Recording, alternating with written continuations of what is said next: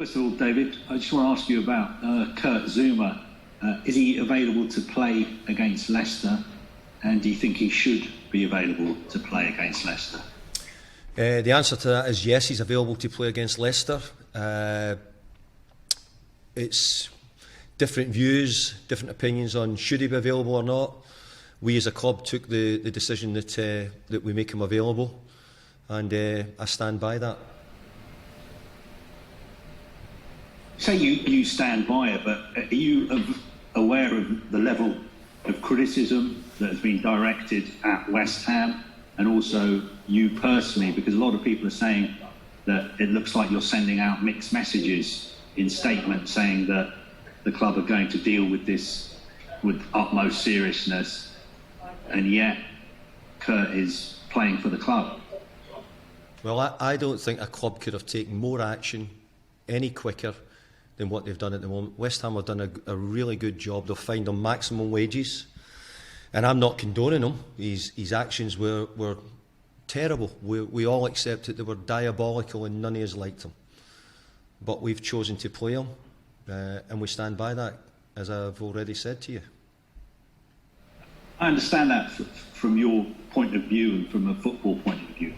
But then again, are you not concerned that, for instance, club sponsors are suspending their relationship with West Ham and citing not just the incident, but the response to the incident as the reason why they're suspending their relationship?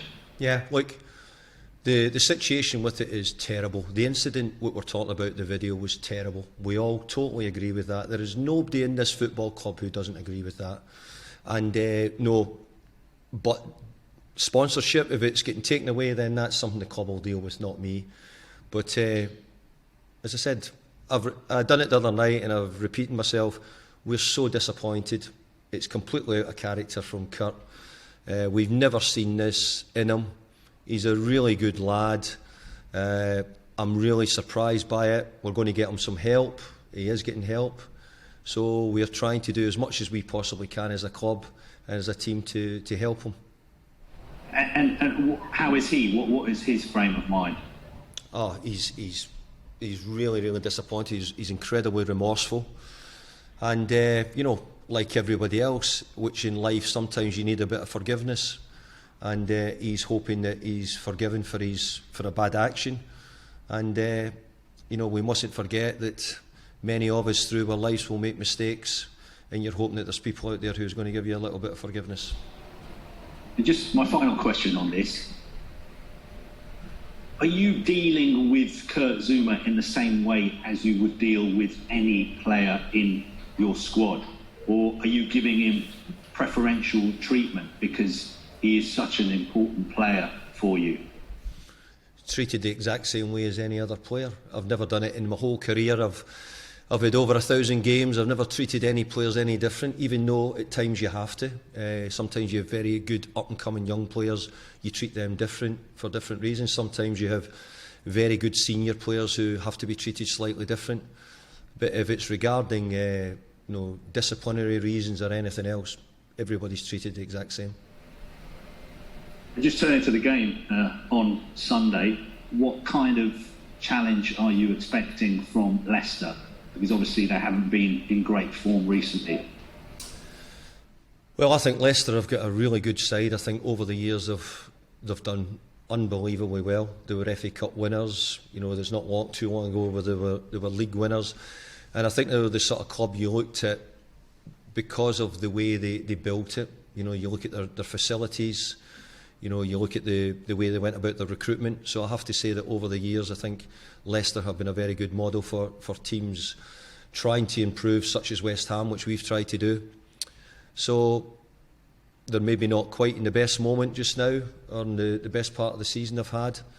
But I still think that they're a very strong team. They've got an excellent manager, and it'll be a really tough game for us.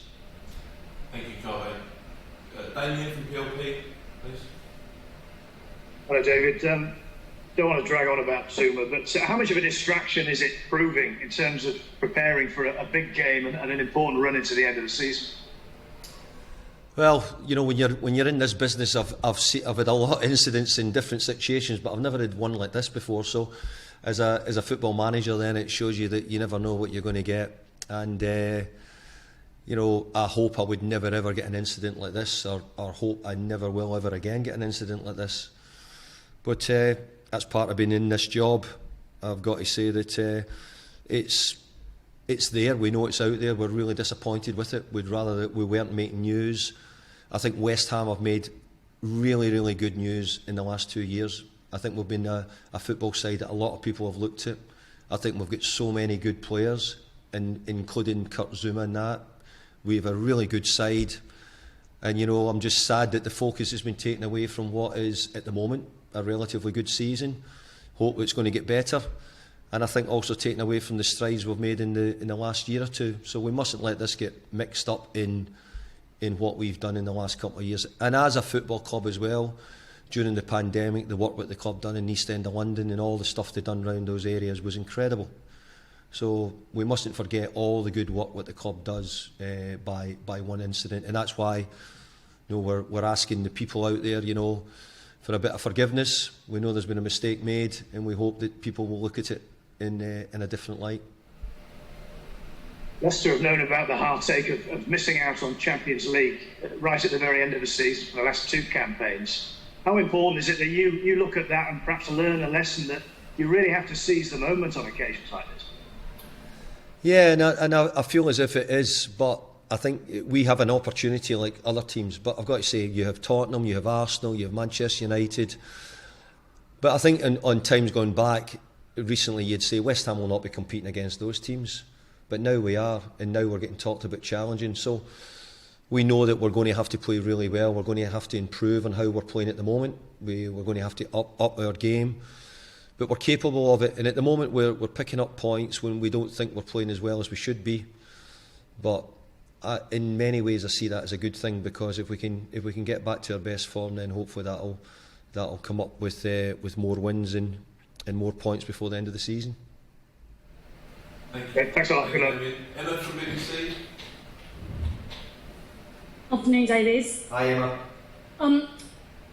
Just going back to the Kurt Zouma decision, it has upset a lot of West Ham fans. I just wonder what your message is to them now.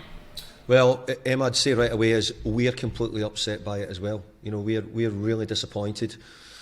I can't say it anymore. I'm someone who is a great lover of animals and have them myself. So if you're talking about West Ham supporters being disappointed, well, there's nobody more disappointed than me and the club as well, because the club are doing so many good things, and we've got ourselves in a really good position with the way the club's working and also with the way the team's playing. So we don't want anything to distract that, and obviously this has. So we're really sorry if we've upset the West Ham supporters, but you know, it was an incident. We hope that they'll all forgive and forget in time and move on.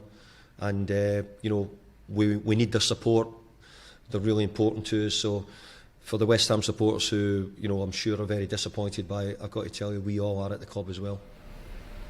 And are you concerned in that case? You're talking about forgiveness. But maybe if his teammates have been also disappointed by his actions, it could affect his performance and therefore the team's performance. It could do, but you know, I think that you've always got to remember that we all make mistakes, whoever we are, in whatever walk of life there's mistakes made, and you also hope that at different times people will say, okay, we accept your apology. Kurt has apologised. You know, the club have done everything they can possibly. You know, we're out of a really bad situation. We're trying to get something positive from it. You know, we're making sure that the charities, the animal charities, will benefit greatly from it. So we're doing everything we possibly can to try and get something from it. It's a terrible situation. We admit that, Emma. Nobody's hiding it. But we are trying to make some good come from bad. On Leicester, Brendan Rodgers has accepted he's under pressure now. How surprised are you by that? Well, I don't believe Brendan Rodgers can be under pressure, because he's ultimately one of the best coaches, one of the elite managers in certainly in the Premier League. But if you were talking in Europe, Brendan Rodgers would be one of the elite managers in Europe. So I find that very difficult to see. I think what it does do, Emma, though, is it shows that, you know, football, you can have good times or bad times, and we have to try and, you know, in the bad times you have to try and find your way through it, get your way through it. But I've got to say, I hope I keep his sort of bad run of form going at the moment. I hope we can try and can add to it. But I think Leicester are a really good team. I think they've got some top players, and you know, we're very wary of the difficulty the game poses. And Declan Rice has given an interview this week in which he's spoken about his ambitions as a player. He says he wants to be winning things, wants to be winning the Champions League, but has also said all this talk about, you know, a transfer is just noise at the moment. Is that good news for West Ham, do you think? Yeah, because I'll tell you what, he's just said all the words I've probably said to him. You know, we want to be in the Champions League, so to win the Champions League, the first thing you've got to do is qualify for it. We want to be challenging the teams at the top, which hopefully for 2 years I've been saying we want to challenge. We've got closer with being in European football. We're now getting ourselves in a position where we're giving the top teams a game. What we're trying to do is continue building on it. Declan's a big part of it, really important player to us, and you know, we want to try and fulfil those ambitions the same as Declan. Thanks, David. Thank you. And just finally, James from TalkSport. Hi, David. Hi, James. How was the criticism that you've faced in the last few days? How do you feel about that? Well, I understand the criticism, because I understand how severe the video was, and what he done was terrible. So I understand the criticism of me personally. But you know, the thing I look at, James, is I know where my own moral compass is. I know where, you know, if it's to do with animals, if people are critical because of you know, the animals, well, there'll not be someone who enjoys their animals more than me.